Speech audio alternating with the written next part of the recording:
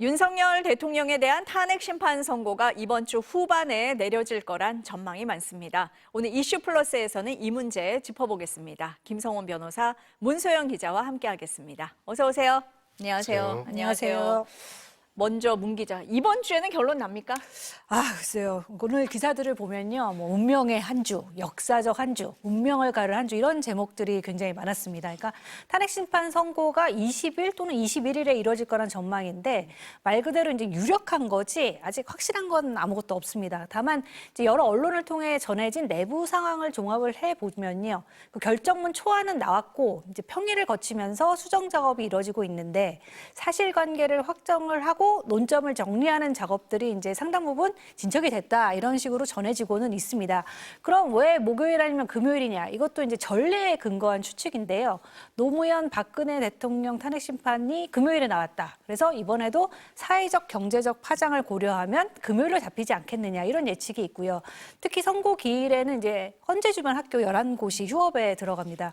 맞벌이 부부들의 그 사정을 감안을 하면 하루 전에 다급히 내일 하겠다 이렇게 발표를 하지는 않을 것 같습니다. 그리고 이제 내일은 박성재 법무부 장관 탄핵 심판 첫 변론이 잡혀 있기도 하고요. 이제 보통 2, 3일 전에 이제 재판 당사자 양쪽에 통보를 하기 때문에 당장 월, 화, 수는 이제 심판 기일이 잡힐 가능성이 낮아 보이는 상황입니다. 그래서 목요일이나 금요일이다 이런 전망이 다수를 이루게 된 겁니다.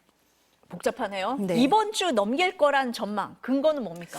이건 역시도 이제 거의 다시 말씀드립니다만 이것도 다 추측입니다. 그래서 심지어 이제 한 재판관이 선약을 취소하면서 23일 뒤에 보자고 했다. 그래서 21일이 유력하다. 이런 풍문이 근거로 제시되는 정도입니다. 그래서 이번 주를 넘어설 거란 전망 역시도 추측인데요. 평의가 계속 진행이 되는 거는 이제 아직 쟁점마다 사실관계가 확정되지 않은 것 같고 재판관들의 입장도 이제 아직 정해지지 않아서 다음 주로 넘어갈 거다 이런 추측입니다. 사실 객관적으로 이제 일정만 놓고 봤을 때는요. 이번 주 후반을 넘길 가능성이 아주 없지는 않은 상황입니다. 왜냐하면 이제 평의가 끝나면 재판관들이 각자 의견을 밝히는 이제 편결을 하고 또 편결이 나오면 선고기일을 지정해서 국회와 윤 대통령 쪽에 이제 통지를 해야 하는데요. 만약 통지를 한 뒤에 최종 결정문을 쓴다고 하면요. 이제 통지 뒤에도 최소 2, 3일이 걸리기 때문에 통지가 늦어지면 이제 선고일자도 더 늦어질 수 있다. 이런 예측이 나오는 겁니다. 게다가 이제 국민의힘 쪽에서 이재명 대표의 2심 선고일인 26일 이후로 이제 선고를 미뤄야 헌재의 편파 논란이 조금이라도 줄어들 수 있다. 이런 주장이 나오고 있습니다. 만약 이런 주장까지 받아들여질 경우에는 선고일이 4월 초까지도 미뤄질 수 있습니다. 그러나 반대로 또 이런 전망도 있습니다. 대통령 탄핵 사건과 같은 중요 사안의 경우에는 판결이 주로 선고 당일에, 그러니까 오전에 다 결정이 되고 오후에 발표를 하는 이런 식으로 이루어졌기 때문에 이번에도 선고 직전에 판결을 할 거란 예상이 나오고 있습니다. 그럼 일정이 조금 앞당겨질 수도 있습니다. 변호사님, 선고가 늦어지다 보니까 온갖 추측이 지금 다 나오는 상황인데요. 지난주에 헌재가 최재 감사원장과 검사 3명에 대해서 전원일치 기각을 했더니 헌재 기류가 이제 전원일치로 간다. 이렇게 추측하는 보도도 나왔습니다. 네, 어떻게 맞습니다. 보세요? 결국은 이제 네. 아직까지는 많은 것들이 추측밖에는 있을 수밖에 없다는 거를 우리가 인정해야 한다라고 생각을 하고요. 또 저도 추측인 것을 전제로 도대체 왜 늦어지는지 여러 가지 고민들과 생각들을 하고 있습니다. 그런 점에서 봤을 때는 이제 지난번에 전원일치로 탄핵에 대한 기각 결정을 내린 거에 대해서 적어도 한 가지는 조금 명확하다는 생각이 듭니다.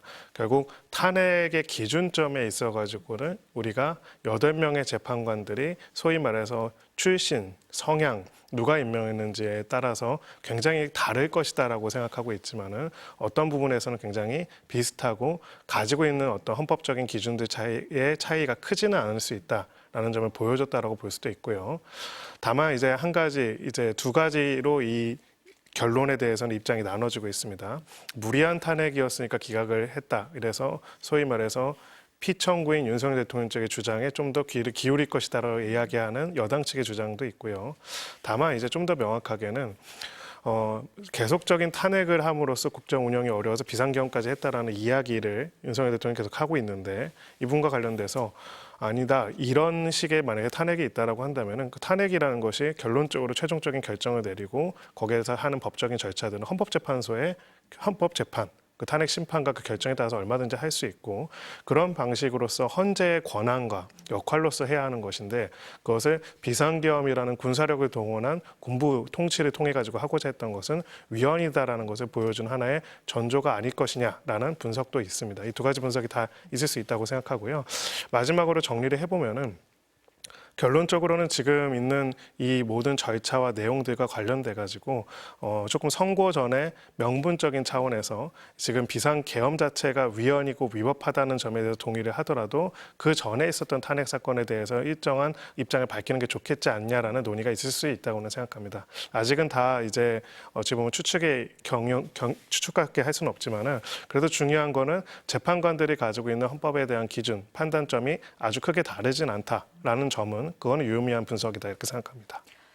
여러 해석이 나오고 있지만 변호사님의 해석까지 지금 들었습니다. 이제 헌재가 이렇게 고심을 하다 보니까 찬반 집회가 격렬해지고 있고 폭력을 부추기는 듯한 이런 발언들이 나오고 있어요. 네, 그렇습니다. 지난 주말에 이제 윤 대통령 탄핵 반대 집회에서는 헌법재판소를 향한 공개적인 위협이 쏟아졌는데요. 일단 들어보겠습니다. 여러분과 제가 다 해내야 되는 것입니다. 저 헌법재판소도 저거 없애버려야 되는 것입니다. 완장찬 문영배 짜고 사기 탄핵을 공모하여 국민을 농락한 죄, 극악무도하고 파렴치한 자익생들을 낱낱이 밝혀 국민의 이름으로 반드시 처단합시다. 헌법재판소가 대통령의 탄핵을 인용한다면은 그날로부터 산산조각이 될 줄로 믿습니다.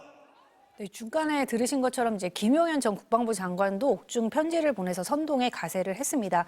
이런 공개적인 선동은 실제 일부 극우 지지자들의 이제 폭력 사태로까지 이어질 조짐도 보이고 있는데요. 윤 대통령 지지자들의 모임 그 채팅방과 이제 인터넷 커뮤니티에는 폭력 시위를 모의하는 듯한 글이 잇따르고 있고요. 한 유튜버는 문영배 헌재 소장 권한 대행을 살해하겠다 이런 글을 써서 경찰이 내사에 착수했습니다. 이렇게 의견이 갈라지다 보니까요, 변호사님, 그 주말 동안 정치권에서 헌재 결정에 승복한다고 말해라, 막 이런 얘기가 오갔어요. 근데 승복 안 할 재간이 있습니까? 없습니다. 그럼에도 불구하고 네. 이제 그런 이야기가 나오는 이유는 방금 말씀하신 저런 폭력적 선동 때문이 아닐까라는 생각이 듭니다. 이분과 관련돼서 승복의 의미에 대해서 생각해 볼 필요가 있겠죠. 파면이 된다라고 한다면 너무나 당연하지만 대통령직을 상실하게 되고요. 거기에 따라서 이제 대선이 진행이 되어야 합니다. 너무나 당연한 상식이죠. 근데 우리가 지난 몇 달 동안 본 거는 우리가 너무나 상식적으로 생각하는 것들이 무너지는 거였습니다. 가장 최근에는 구속 취소도 사실은 굉장히 이례적이었지만 무엇보다도 검찰이 즉시 항고를 안 한 것도 굉장히 이례적이었고요. 최근에 이제 12건이 넘는 실제로 그 이후에 헌재 결정 이후에 즉시 항고를 했던 사례들까지 다 나오기도 했는데 이런 이제 완전 상식에 벗어난 일들이 벌어지고 마지막으로는 만역 재판관 임명을 해야 한다라는 권한쟁의 헌재 결정이 나왔는데 대통령 권한대행이 그냥 임명을 안 하고 버티는 겁니다. 이런 일들이 벌어지니까 파면이라는 결정이 나오더라도 이것에 대해서 받아들이지 않는다는 식으로 물리력을 동원을 하거나 혹은 물리력을 동원해서 이것을 저지하려고 하는 것이 아니냐, 대선도 안 치르려고 하는 것이 아니냐, 어찌 보면 완전히 상상의 범위를 벗어나는 이야기들이 나오는 것이죠. 그런 부분에 있어가지고는 주요 정치인들이 이런 부분들에 대해 가지고 자신들이 헌재와 우리 헌법 시스템을 존중하고 결정에 따르겠다라는 것들에 대해서는 당연히 이야기를 해야 한다고 생각합니다. 다만 이제 이 승복의 의미에 대해서 좀 더 생각해 볼 필요가 있는 게 지금 제가 방금 말씀드린 거는 헌재 결정에 따라서 거기에 대한 이행과 거기에 따른 의무를 지는 사람들에 대한 이야기였죠. 그것이 아니라 그 결정에 대해서 국민적인 정치적인 판단, 의견들은 전 있을 수 있다고 생각합니다. 그런 부분에 있어가지고 탄핵 기각이 돼도 승복하라라는 표현은 사실 저는 조금은 타당치는 않다고 생각합니다. 왜냐하면은 기본적으로 그런 헌재의 결정 자체를 존중할 수는 있겠지만은 그렇다고 해서 비상계엄이 없어지는 것도 아니고요. 그렇다고 해서 여러 가지 문제점들이 없어지는 건 아닙니다. 만약에 그럴 가능성이 전 높지는 않다고 생각하지만은 탄핵이 기각이 된다라고 한다면은 그러면은 대통령직에 복귀하게 된다면 그럼 대통령직에 복귀하면 아무 일도 없었던 거나 아무런 비판의 대상이 안 되는 건 아니겠죠. 그렇기 때문에 여전히 헌법과 그리고 내란죄로 기소된 지금 이 범죄 혐의에 대해서는 당연히 책임을 묻고 거기에 대해서 문제 제기를 하고 그 그런 어떤 권한 행사에 대해서 민주주의를 위협하지 않도록 하는 노력들은 있어야 하고요. 이것까지 승복을 안 한 것이다라고 얘기하는 것은 타당치 않다고 생각합니다. 다만 이제 이 부분에 있어서 이제 헌재에서도 이유와 시기 모든 면에 있어서 또 국민들한테 헌법의 수호 기관으로서 역할을 다해주기를 바랄 수밖에 없는 그런 상황이라고 생각합니다. 그럼 당사자인 윤석열 대통령이 이 승복하겠다라는 메시지를 내는 것 필요하다고 보십니까? 중요합니까? 아주 중요하다고 봅니다. 왜 이거를 제가 중요하다고 생각하냐면요.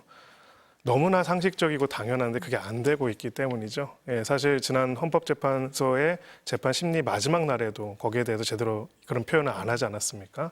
그리고 무엇보다도 저희가 지금 거리에서 저렇게 동원된 대중들이 말하는 폭력적인 성향들과 이야기들, 그리고 심지어는 서부지법이 실제로 폭도들에 의해 가지고 난장판이 되기도 했었죠.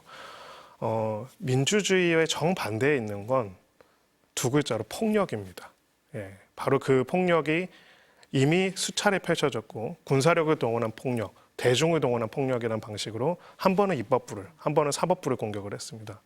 근데 헌법 수호기관이 마지막에 보루라고 할 수 있는 헌법재판소조차도 그런 폭력의 대상이 된다면 굉장히 위험하다고 생각하고요. 지금 이미 저런 식의 폭력적인 선동들이 난무하고 있는 상황에서 이제 이러한 부분들에 대해서 헌재의 결정을 존중하지 않고 저 폭력적인 선동에 또 동참하게 된다면 정말로 이제 우리나라의 민주주의를 완전히 파괴할 수 있는 심각한 폭력 사태들이 벌어질 수도 있다고 생각합니다. 그런 부분에 있어서 적어도 이 나라의 공직자로서 이 나라의 정치인으로서 책임지는 사람들은 이러한 폭력에 단호하게 반대하고 이러한 결정과 절차에 승복하고 따르겠다는 이야기들을 너무나 당연하지만 해야 한다고 생각합니다. 지금 탄핵 심판 선고가 가까워졌다라는 얘기가 나오니까 이 승복 얘기가 계속 나오는 것 같습니다.